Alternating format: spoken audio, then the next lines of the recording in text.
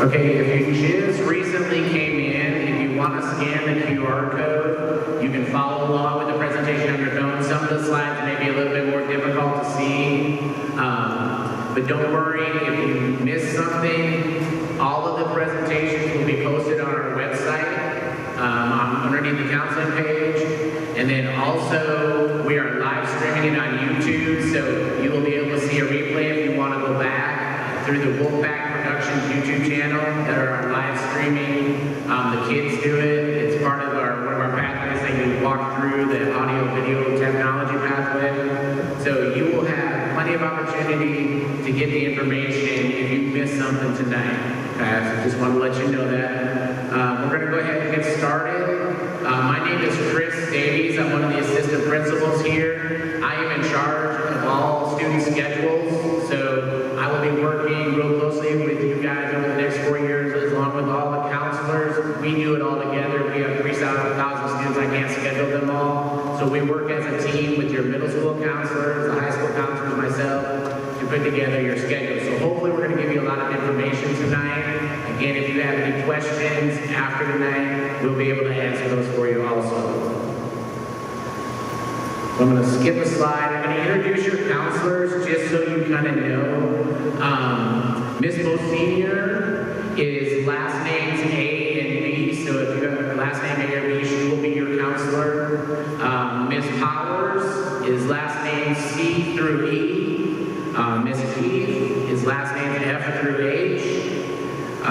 Miss Lindsay Harris is I through MA. Miss Whitfield has the most difficult split. Hers is last name's MB through PO. So that's kind of an interesting alphabet there. Miss Pinckney is PR through S. And then Miss Willis, his last name's T through Z. She is not here tonight. She is actually traveling with our girls basketball team who are playing in the Elite Eight tonight at Buford. So she was not able to join us tonight. So we will go ahead and get started. Let me go back one slide just to introduce you to the administrative staff that will also be working with you over the next 4 years. Mr. Gabe Carmona is the principal here at North. Ms. Julie Sweeney deals with last names A through C. Dr. McClure has last names D through I. Ms. Lawson is last names J through N. Dr. Harrell is last names O through S. Mr. Bredesen is T through Z. And then myself, and then Dr. Dyer is the athletic director. So if you have any questions about athletics, he would be your point of contact there. So those are the administrators. We've already introduced the counselors. So I am going to turn it over to Ms. Pinckney, who's going to continue with the presentation. Again, welcome. Hello.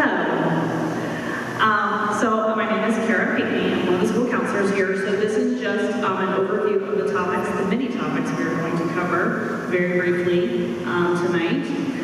So before we get started, just to go over a few terms that we will use in case you're not familiar with high school lingo. We don't want to just start throwing out jargon without letting you know what it means. So we will use freshman and 9th grader interchangeably. Sophomore and 10th grader, junior and 11th grader, senior and 12th grader. So we'll just, alternate those. The GPA we will talk about quite a bit. That stands for grade point average. This is all of your grades averaged together in high school. We will also talk about courses, and we use different levels. So on level is just your on grade level classes. Honors, a little bit more challenging, and then advanced placement, AP, is the most rigorous, and we'll talk in more detail about those. We also have something in high school called EOC, that stands for Inward Course Assessment, and HOPE is the scholarship that many of y'all probably have heard of, and we will talk about all of this in more detail, but just so you're familiar with some of those acronyms. So in order to graduate in the state of Georgia, there's a standard set of requirements for all students. So this is for anybody graduating from high school in Georgia. They are required to complete 23 credits. And it is made up of some specific credits within that. So there's some subject area requirements. It's 4 English, 4 math, 4 science. For social studies, it's 3 required credits. You need 1 credit of health and personal fitness, or you can substitute 3 credits of JROTC for that. And then you need some electives. 7 total. Most kids end up having more. And then within that 7, you have to have at least 3 that are from the categories of career tech, career technical and agricultural education. That's what that CTAE stands for. Fine arts and or world language. So any combination of those 3 fulfills your elective requirements. So we talked about 23 credits. Well, what is a credit? How do you get a credit? What does that look like?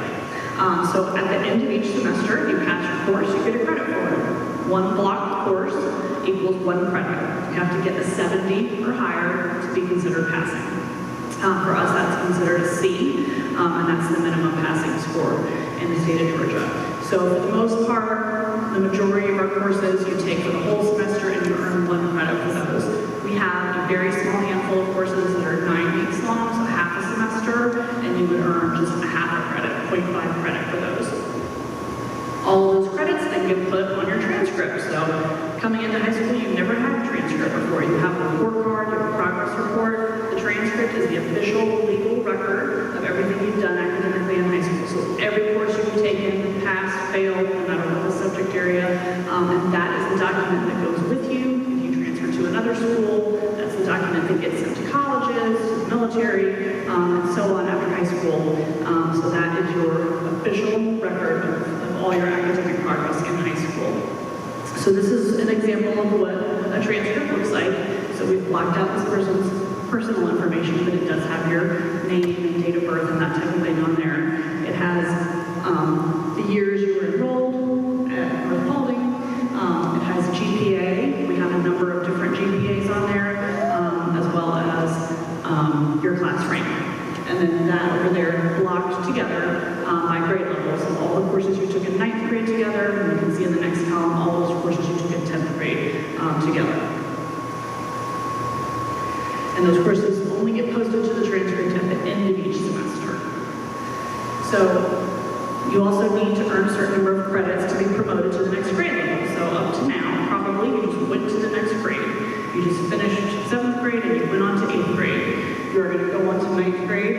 You started 9th grade. Doesn't matter if you have credits from middle school or not. But then once you're in high school, you do have to earn a certain number of credits to progress onto the next grade level. So to be promoted to 10th grade, you have to have accumulated at least 5 credits at the end, or really at the start of your 10th grade year. To go on to 11th grade, 11 credits, 12th grade, 17 credits. So you can see you need those 23 credits to graduate, but along the way, you have to meet certain checkpoints to be able to be promoted to the next grade level.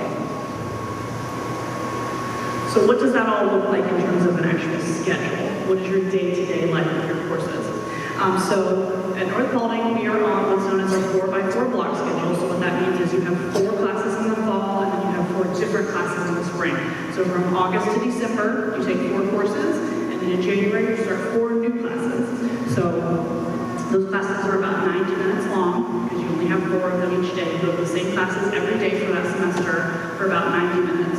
Lunch is incorporated into our 3rd block class, so that class is a little bit longer, but you have your 25 minutes of lunch as part of that block.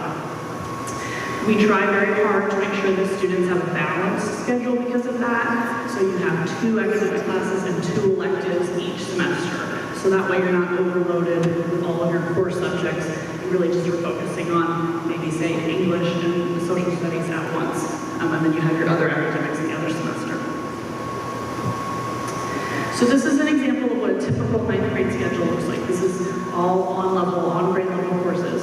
So the way you kind of read it is term 1, term 2, term 3, term 4, but for the most part, all of your classes will be semester long, so it'll be term 1 and 2 is first semester.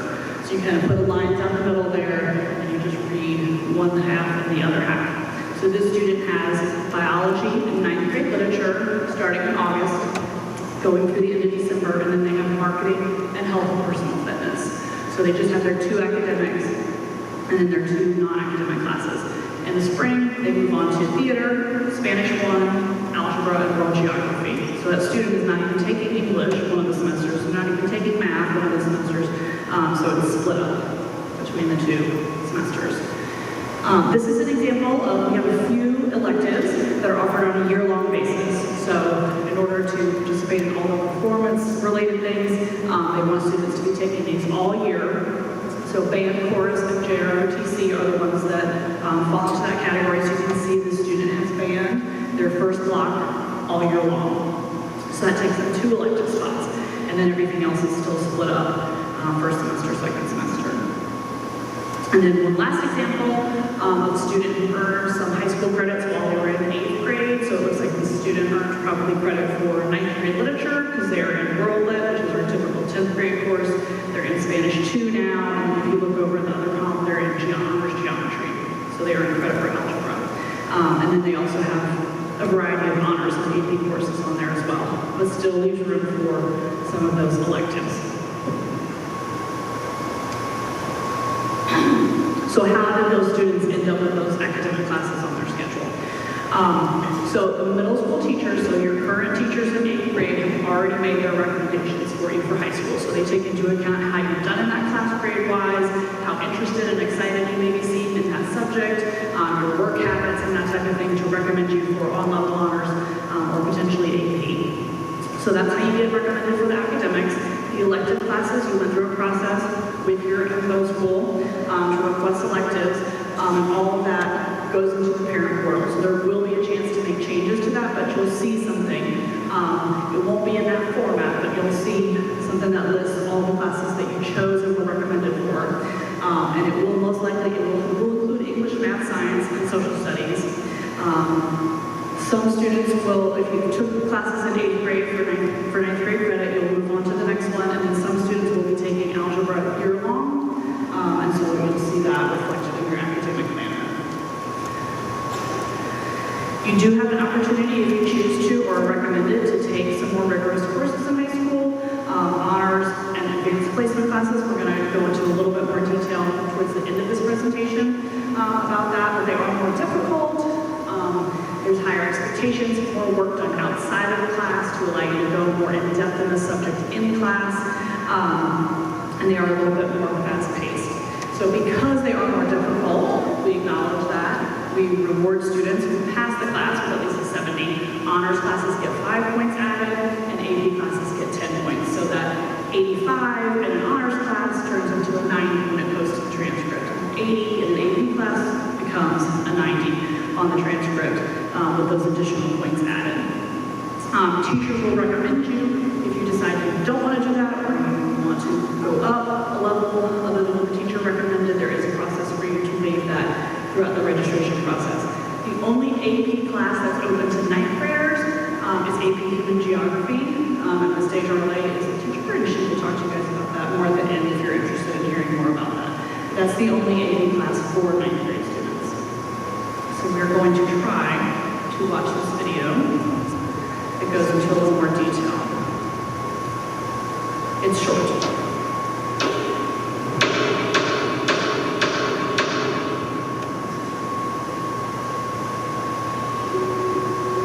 The number of choices when it comes to registering for classes can be overwhelming. What makes these classes different? Is this a good fit for me? Does this fulfill my graduation requirements? Will this help me prepare for a career? Will this class look good on a transcript? Will it help me get accepted to a college I want to go to? How will this affect my GPA? There are probably many questions that come to mind when you hear the words advanced placement, or more commonly, AP. Simply stated, the advanced placement program includes courses that culminate in an exam at the end of the school year, which can earn you college credit. Both honors and AP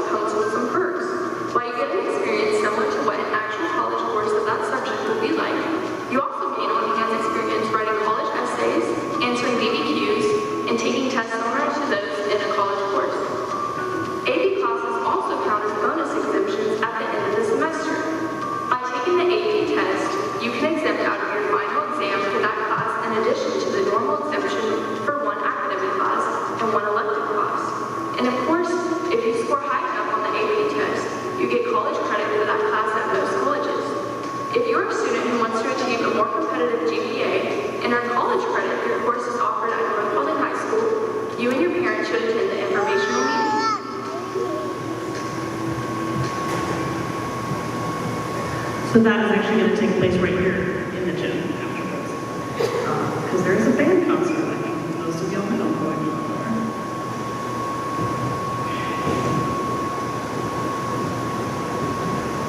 there. Okay, so that was just a little bit about AP courses. So kind of shifting gears, talking a little bit more about electives. This is kind of hard to see, but you should have already received this or something very similar to this and signed up for electives through your middle school. But as you can see, we have many, many options for electives for students. So many things that students may be interested in. It'd be hard to not find something that they would want to take. So how students chose their electives for high school, the middle schools have been working with y'all to choose your electives. Students hopefully ranked these in order. We asked for 8 choices. When you saw those sample schedules, you probably realized that you don't get 8 electives, but you do get several, and we want to make sure that we're able to make it work. So depending on the rest of the classes you're taking, or if that class gets full, or just has a conflict with the rest of your schedule, we want to have lots of options so that we're not choosing for you. So that's why we ask for so many options. If you choose to start a pathway, let's say in 9th grade you decide to start healthcare, and then you decide after you took a class that wasn't for you, you are in no way obligated to continue to the next level. You can try something different. You have many things to choose from, as we mentioned. However, once you're in that class and that semester is underway, we're not able to make changes to your schedule because we've built the schedule based on what you requested. So you will have to finish that class, but you don't have to take the next level if you do not want to. So just make sure that you are choosing those things carefully that you think you'd be interested in. Don't just choose what your friends are choosing. Really think about what you're interested in learning more about. Okay, and all the descriptions are on our website. Hopefully you had a chance to visit with some of the folks in the cafeteria and get some questions answered that way. So we will talk a little bit about pathways. You'll hear people talk about completing a pathway, or do you want to take the next class in that pathway? So a pathway is when a student completes 3 courses in sequence. So for example, Automotive 1, Automotive 2, and Automotive 3, that completes the pathway. If you do that, you get a seal for your diploma. If you take the end of pathway assessment, you can also earn cords that you can wear at graduation. Kids get really excited about those. And then depending on the subject area, you may be able to earn an industry credential that allows you to go straight to work in that area. And so that's kind of a cool thing that you can earn just by taking those 3 courses in a pathway. You can also complete a pathway in fine arts, world language, and advanced academics by, again, completing kind of 3 courses within that focused area. We do strongly encourage students to complete a pathway. It allows you to go in depth in a subject, really immerse yourself, maybe get that industry credential that you can go to work with, but it is not required to graduate. So if you think back to the graduation requirements, you have to complete 3 electives within career tech, fine arts, and world language, but they don't have to be pathway sequence. Okay, so you will still get your diploma even if you chose not to do that, even though we do encourage you to do so. Health and personal fitness, you probably saw every one of those sample schedules. The students were taking health and personal fitness. When you get to high school, that's the only PE class you have to take in order to graduate. So you do have to complete that. Everyone in Georgia is required. The health is more of like the muscle groups and nutrition and that type of stuff. And then the personal fitness is the gym or the physical fitness tests and running the mile and all that good stuff. So that is required in the state of Georgia to graduate. It's 2 half credits kind of combined together for one credit of health and personal fitness. If you choose to take JROTC, you have to earn 3 credits of that. So if you think back, a credit at the end of each semester, so I think 3 semesters of JROTC, that can fulfill your health and personal fitness requirement. Only the class, health and personal fitness, counts for this. Team sports, weight training, good old general PE, those are just fun electives. They don't fulfill that Georgia graduation requirement. So I just mentioned using JROTC to fulfill your health and personal fitness, but what is that? So again, they were set up out there and hopefully you had a chance to see or talk to them. So the primary purpose of that course, even though it is military affiliated, is leadership and citizenship. So that's the majority of what their curriculum is. They are required to wear the uniform. I think our students wear it once a week. So there's that uniform requirement for that. But you are not in any way obligated to join the military after high school. So like I said, it's primarily a leadership development curriculum. That is one of those year-long electives. And if you do choose to go on into the military or pursue maybe a military academy, there are scholarships available for students that participate in JROTC in high school, but not something you have to go on and do. So world language, again, if you think back to those 3 required electives for tech, fine arts, and world language, you could graduate without completing world language. It's not required to graduate in the state of Georgia. It is required, however, for the vast majority of 4-year colleges. So most colleges are going to be looking to see that you've completed 2 credits of the same foreign language, Spanish 1 and Spanish 2, French 1 and French 2. Those are the languages that we offer here. So that is what you would have to complete in order to get into college. If you want to take those classes, you do have to let us know, even though they're academic in nature, they're considered electives in the sense that we will not place you in those classes unless you sign up for them and let us know that you want to take that. So make sure if you didn't list that on your elective sheet, you want to have that you make that correction when that opportunity comes up. Okay, the Hope Scholarship, money for college, music to every parent's ear. So the Hope Scholarship is in the state of Georgia. It provides tuition for students to attend college in Georgia as long as they meet the criteria of a certain GPA. So your Hope GPA is recalculated by the Hope folks. It is not the same as the GPA that shows up on your high school transcript. It only includes your core academic subjects. So it does not include all those wonderful hundreds in team sports. It is only English, math, science, and social studies and world language are calculated. It is only the classes you complete while in high school. So if you took algebra in 8th grade and you got like a B or maybe even a C in it for Hope Scholarship, that doesn't get included in the calculation. So that's not held against you. They do take out those 5 honors points or 10 AP points that we add just to level the playing field across the state. Not every district weights classes the same. So those are taken out when they calculate, but they do give you points back for AP classes only. So not for honors, but they do give you a 0.5 on the 4.0 scale for AP courses. You can view your Hope GPA on this website, Georgia Futures. So we get all 9th graders registered for this so that they can track their Hope GPA as they go along throughout high school. In order to be eligible, you have to graduate from high school with a 3.0 Hope calculated GPA. That is the standard Hope Scholarship that covers what they say is a portion of your tuition. It varies slightly year to year. It's around 80%, but it does vary from year to year. That is, you're eligible for that if you have a 3.0, you complete 4 rigorous courses, and there's no SAT or ACT requirement. The rigorous courses are not necessarily honors or AP. Most students can achieve that pretty easily with their 2 advanced math classes they take in 11th or 12th grade. Level 2 are what with language, chemistry, physics, so there's a lot of classes that count in that without going too much out of your way to get those rigorous courses. The Zell Miller is the one that covers 100% of your tuition, but it does have a much higher standard to meet. So you have to have a 3.7 Hope GPA, and then there's also the test score requirement. So a 1200 SAT or a 25 ACT currently is the threshold to meet for that. So we do encourage students to track their Hope GPA as they go throughout high school, so you kind of know how you're doing and where you need to go from there. EOCs, I mentioned this briefly at the beginning, end-of-course assessments. So this is the state-written final exam for the courses that you see listed up there: Algebra 1, Biology, American Literature, and U.S. History. So every student taking those classes in the state of Georgia takes the same final. Your other classes, the teacher writes the final, but for these, it's a standardized test written by the state of Georgia, and it is required to count for 20% of your final grade. They just want to make sure everybody in Georgia is learning the same biology and the same U.S. history, okay?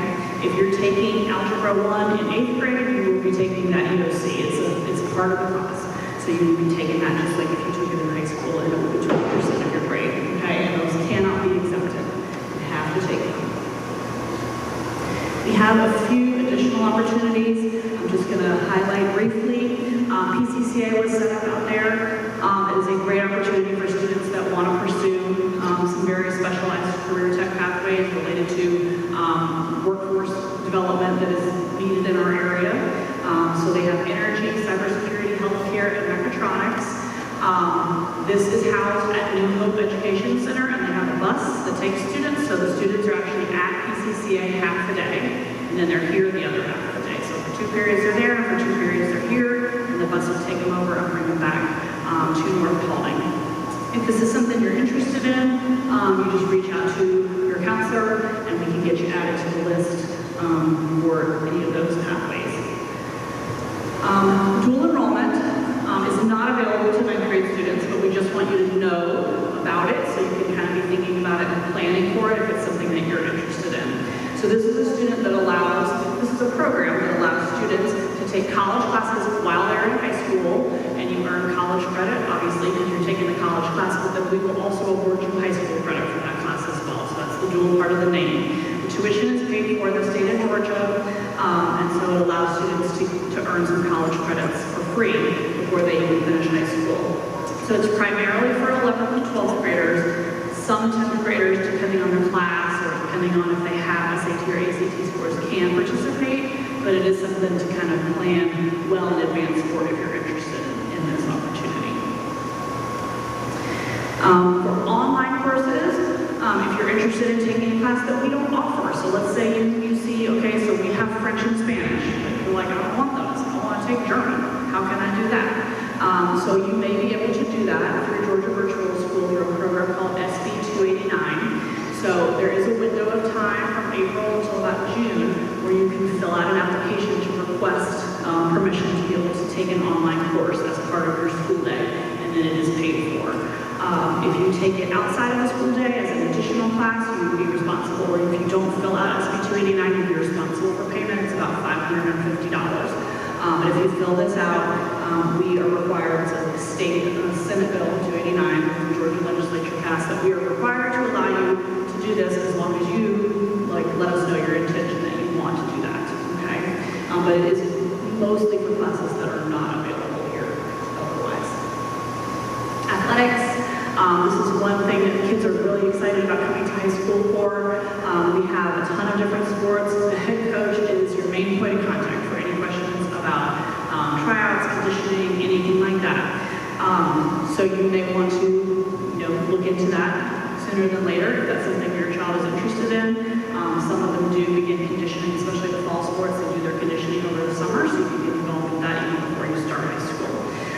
You also have to stay academically eligible, so you do have to stay on track and pass at least 2.5 and really 3 credits, because we don't have half credits to speak of this semester before you participate. So this is another good way to help students stay on track if they're attached to playing their sport. If you're not an athlete, we have a ton of different clubs and organizations. The bottom line is we encourage your student to get involved. This is a giant school, and one of the ways to make it feel much smaller is to get involved in something, to create your little community around yourself. We know that getting involved in activities at school helps students feel connected, it provides them with a built-in support system, can lead you to opportunities after high school. So we just really encourage students to get involved in whatever way you feel comfortable. We have a list of all the clubs and organizations that we have currently on our website. If you don't see something you like, you can create your own club. And then we make announcements about club meetings all the time once your student is here. So a little bit more just kind of like on the logistics business side of things. So we have already gotten the course recommendations from at least 2, if not all of the middle schools already. So as mentioned, your academic teachers made those recommendations, your students selected their electives. So now behind the scenes, we are entering all of that into the Infinite Campus portal. So we will send a message out when everything is completed and updated in there, and then you will be able to log into your parent portal on Infinite Campus and go to something called My App, or the Academic Planner, and we will need you to sign off saying, yep, this is everything we asked for, and we're recommended for, and we're good with this, or there will be an opportunity to make changes at that point if you see something that you don't like, or if you visited a table tonight and you're like, oh, I wish I'd signed up for that class, you will still have an opportunity to do that, okay? So this is, it's a little hard to see, but this is what it looks like, and it is kind of like your whole 4-year plan, and it does pre-populate based on the information that's entered from the beginning. So you will see classes listed there potentially for all 4 years, but we really only want you focusing on that 9th grade column. So because you see something listed, we do it every year. We register the classes and we update this each year. So don't panic if you see something on there later or you don't see something listed. We will update that later. So we're only focusing on making sure that 9th grade is correct when you look at that, okay? So for more information, you can visit our website, go.phs.weebly.com. You'll find the Rising Freshman tab for now. This presentation and a bunch more information will be posted in there for you to review. So I know it's kind of like drinking from a fire hose, so we have the presentation posted there. If you've got something now, but then later you're like, what did they say about whatever? You can refer back to it there. You can follow us on Facebook and Instagram. We promote our events and activities and opportunities for students there. And then once you get here, we'll have you join our class of 2028 Remind group, so we can give you information there as well. Okay, thank you, Ms. Pinckney, for a lot of information there. We are going to take a pause right now because the rest of the presentation is specifically geared towards advanced placement classes at NPHS and even more specifically towards AP Human Geography, that is the one AP class freshmen can take. And Ms. Desjardins is here, who is the teacher of AP Human Geography. So we are going to pause for 5 minutes. If you are not interested in staying for the advanced placement presentation, your evening is over. Thank you very much for coming. Everybody else, just stay where you're at, and we are going to pick back up in about 5 minutes.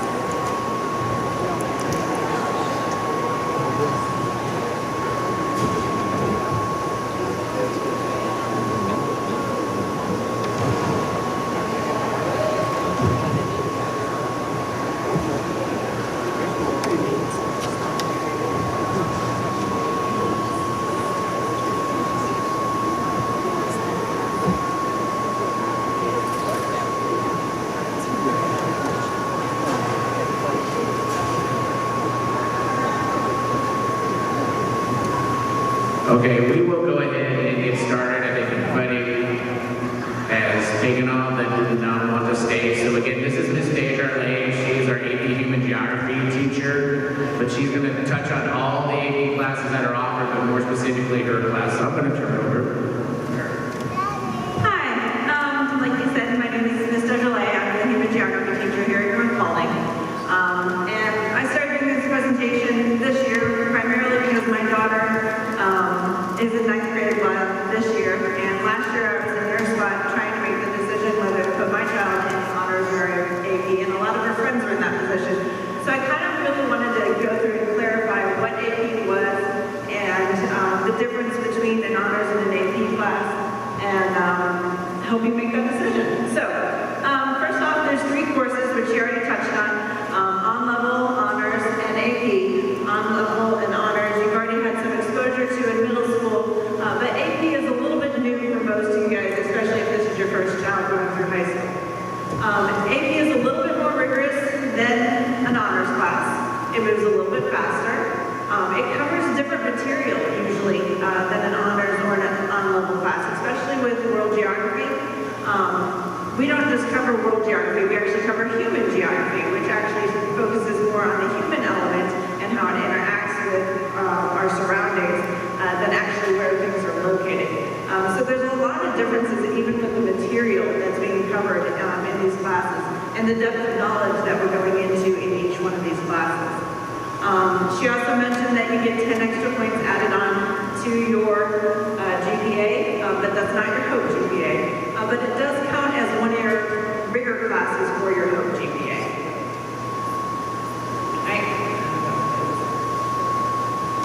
Alright, so reasons why choosing AP over honors, alright?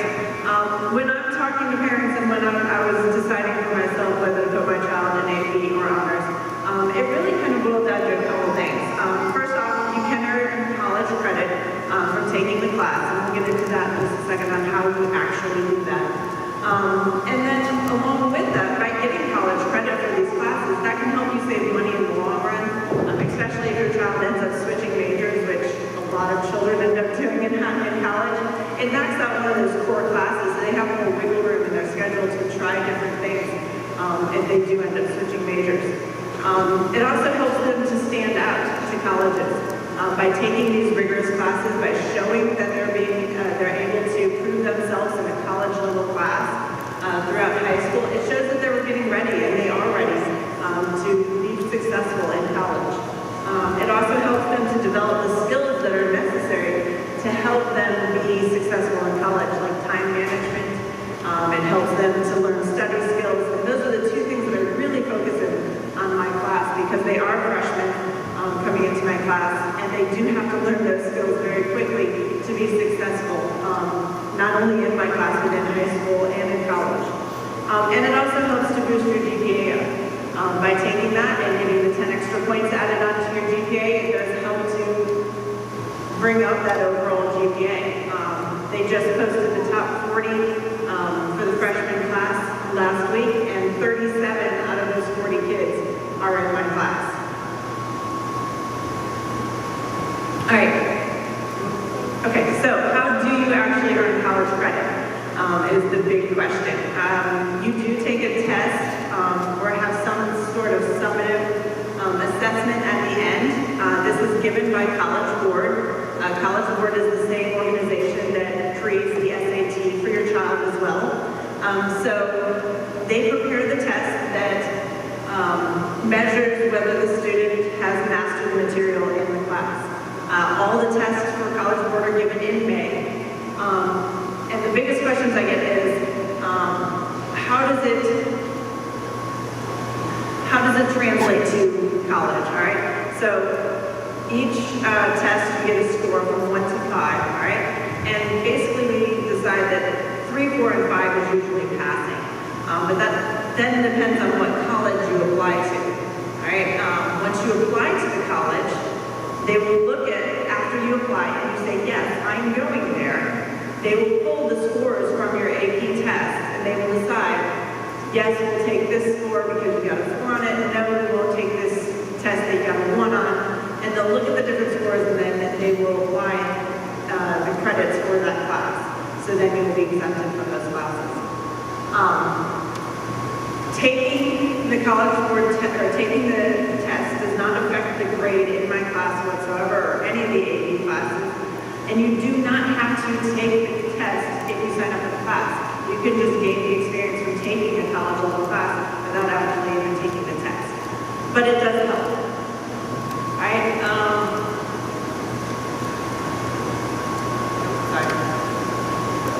So there are many different courses that are offered, AP courses that are offered here at North Paulding. So if you don't necessarily think that social studies is your best subject, there are other ones that might pique your interest.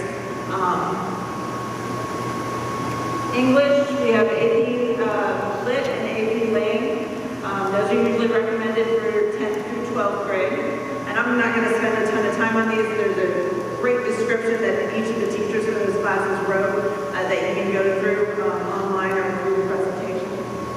Math, we have AP Calculus, AB, and BC, and Statistics, and usually these are junior and senior level classes as well. There are also several prerequisites that are needed for these classes, so if you are interested in it, make sure that you know the prerequisites so that you're prepared, you have enough room in your schedule to take them. Science is a little bit different than the other classes. Most of the other classes, when you take that class, like when you take human geography, it takes the place of taking world geography, so you do not have to take those classes. Science is a little bit different. You have to take chemistry before you can take, honors chemistry before you can take AP chemistry. And the same thing with biology. You have to take honors biology before you can take AP biology. So it's an addition to.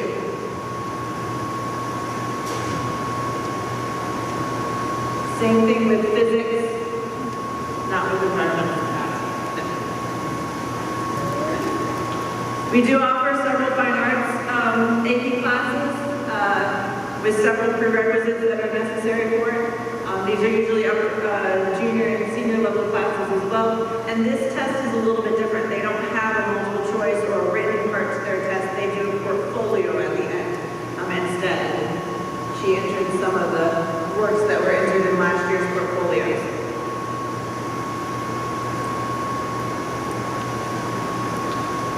AP Spanish is usually a senior level class, junior or senior level class, and that's taken at the end after you've taken 4 Spanishes. It's Spanish 5. AP Computer Science Principles and AP Computer Science A. And Social Studies, your senior level classes are your AP Macroeconomics and your AP Government, which would take the place of your economics and your government requirement. AP US History is your junior year. AP Psychology is a social studies elective that you can take usually anywhere between your sophomore or senior year. And then AP Modern World History is usually taken as a sophomore. And then we have my class. All right, so AP Human Geography. Basically what my class is, like I said, it doesn't just focus on where things are located. It focuses on the human aspects and how they interact with the world. In my class, we're going to be talking about how people move from place to place, how they interact with one another, how the different cultures have evolved throughout the world and how they interact with one another, how political boundaries have been created, and how we form alliances with each other, how we go to war with each other. We talk about where people live agriculturally, how we grow enough food for everybody, how cities are built, and how we globally are interconnected throughout the world. So that's just a little preview of some of the stuff that we'll be going over in my class. We do have different standards, like I said, than the regular world history or world geography class. We definitely have a lot more reading and a lot more writing in my class. And I do have a level of expectation that you come in with some prior knowledge. But that's the great thing about my class, is that it builds on the classes, the social studies classes that your child or you took in 6th and 7th grade. And that's why my class is a great intro into the AP world, because there's a lot of prior knowledge that your kids are already coming into my class already knowing, and we're going to build on those foundations that were set in 6th and 7th grade.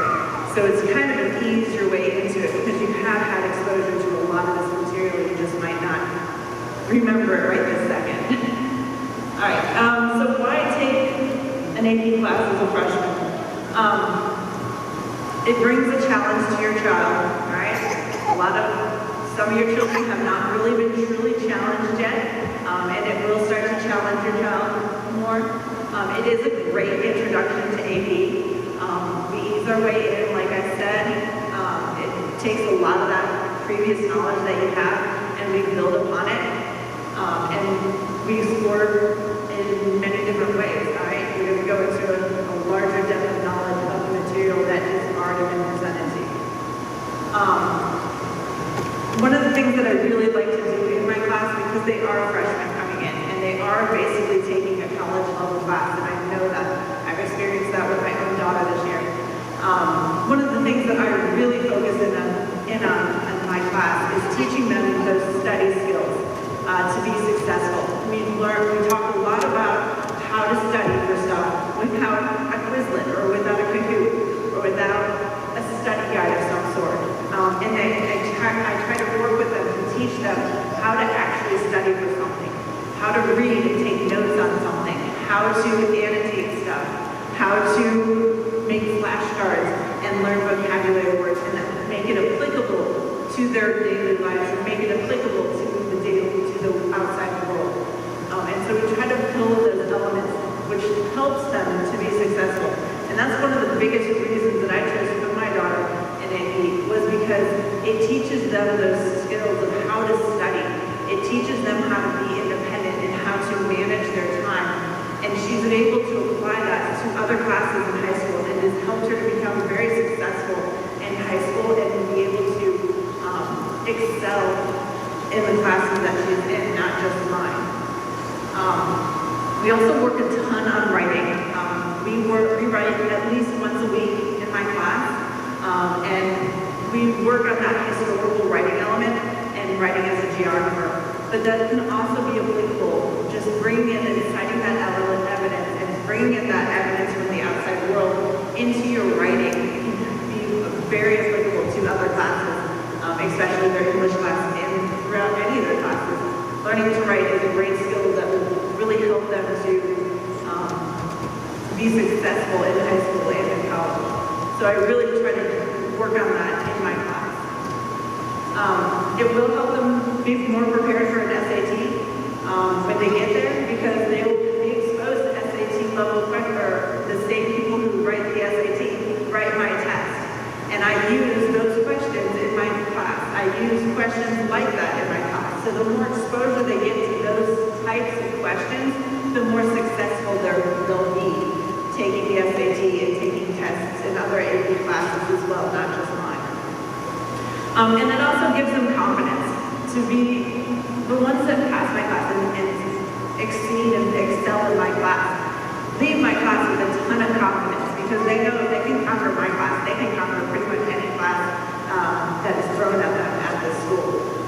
And for them to take a college level class as a freshman instills a lot of confidence in them because that is a difficult task that we're putting in front of them, but by breaking it down and by being supportive of them, they're very successful in my class.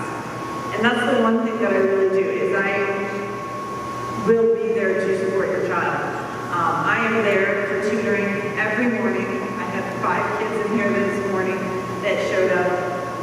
They can come in any morning without an appointment, without anything like that. They can come and I will sit down and work with their child if they're struggling. If they're struggling, they can ask questions anytime they want. I have a very open classroom with a lot of dialogue, and they usually feel very comfortable asking questions. And I will be there to support them and to help them because it is a difficult transition. Some things that I wanted you to know about my class. You will get a textbook, all right? And it is expected that you will read the textbook. You can write in the textbook. You can highlight in the textbook. You can make notes in the textbook. You're expected to read the textbook, and we will go over the textbook. So that's a little different than a lot of the classes that you have, where you don't actually get textbooks. We will write in there every week, like I said. I do lots of checks for understanding. I do lots of quizzes to make sure that they're grasping the content and that they're staying on track. And this helps them to be more successful on the test because they can't just wait till the last minute and study the night before. They have to study as they go along, which is another great tip that they pick up from my class that helps them to be successful in other classes and throughout college. There are only 7 tests and only 8 summative grades total, which is set up more like a college level class with not a ton of grades in there. The class does move rather quickly. I help them with time management because I give them every single test day, every single quiz day, the first day they walk into that class. So they can help to manage their time. They know exactly when everything is expected of them, and if they're in sports or they can help to plan out their time so that they can be successful and study for stuff ahead of time. Like I said, I'm always there to help, and I really want to see your kid be successful and reach their full potential in my class. So I also went and asked some of my former students and current students of what some advice they would give you if I was giving this presentation last year, and some of the things they came up with. My favorite is not to be afraid of my class. It is a rigorous class, they said, but it's not difficult. I don't give anything that doesn't have a purpose. I'm not going to give them busy work. Everything I ask of them has some sort of meaning behind it. Right? Instead, don't be afraid to ask questions and come in for tutoring. I offer tutoring the day before the test, the day before every quiz. I offer tutoring for the AP test several weeks, probably the 6 weeks leading up to the test, and 2 weekends before the test. I give up my weekend and I come in and I work with the kids to get them prepared for the test. So I'm there to help your child be as successful as possible. Come see me, come see Ms. Desjardins during open house. So if you are in my class and you come to open house, swing by my room. We've been having a copy in second period or second semester, so I can give you a copy of the book. As soon as you can get that book in your hands, the better, because you can start looking at it and start getting familiar with it. Learn the vocabulary words, read the book. Do not get behind. Don't procrastinate in my class. Because, like I said, it moves rather quickly, and if you get behind, it's kind of a snowball effect. Ask for help. If you will be successful if you just follow directions. And then I think one of the biggest ones is the first 3 weeks are hard. All right, it's an AP class. You're a freshman. The first 3 weeks are going to be difficult in my class, but after that, you find your groove. You get into a routine, and it gets much easier after that. So if you do come to my class and you're a little overwhelmed that first week, trust me, it's going to get much better after that. Other than that, if you have any questions, you're more than welcome to come down. I hope that I see your child next year, and have a good night. Okay, good. Thank you for coming. Again, if you have any questions, I know your heads are probably swimming with all the stuff you've heard over that. All of this will be on the website, and as we go through this process over the next couple of months, you will have the opportunity to look at everything in your academic plan and sign off on it by the end of April, and you can make changes. So, for example, if you're not recommended for an AP class and you want to get into the AP class, you can do that. If you were recommended and you're not sure about it and you want to go down to honors, you're also allowed to do that. So don't get so worried about what the teacher recommends. We start with at that point, but then we always talk to the kid and the parent too to get their input. So it's a process. So if you look at your academic plan, don't freak out the first time you look at it, but I didn't sign up for any of these things. There is a process. You'll have to communicate with your counselor and we'll get you through it. So again, my name is Mr. Davies. If you have any questions, my email is on the school website, just along with all the counselors. Email me, email them, and we will get you through this process. But again, thank you for coming. I